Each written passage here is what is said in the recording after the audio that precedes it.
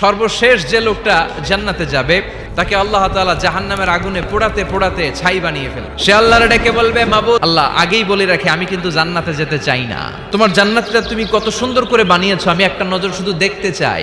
এবার জান্নাতের গেটের সামনে বসে বসে জান্নাতের সৌন্দর্য দেখা শুরু করবে। সুবহানাল্লাহ। এয়ার কন্ডিশনের রুমের দরজার বাইরে দাঁড়ালো, এয়ার কন্ডিশনের রুমের একটা ঠান্ডা বাতাস গায়ে লাগে না? তো ও যখন জান্নাতের দরজার সামনে দাঁড়াবে, ওর গায়েও এরকম জান্নাতের ঠান্ডা বাতাসের হিমেল ছোঁয়া গাটাকে শীতল করে দিবে।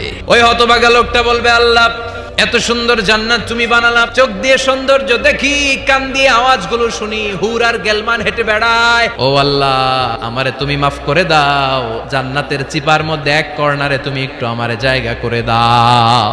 আল্লাহর দয়া হয়ে যাবে, মায়া হয়ে যাবে। আল্লাহ বলবেন, ঠিক আছে জান্নাতে যা, তোরে আমি জান্নাতে ঢুকাই দিলাম, তবে মনে রাখিস তোর জান্নাতটা হবে সবচেয়ে ছোট জান্নাত, আর তোর জান্নাতটা হবে এই পৃথিবীর 10 গুণ। চিল্লায় এখন সুবহানাল্লাহ।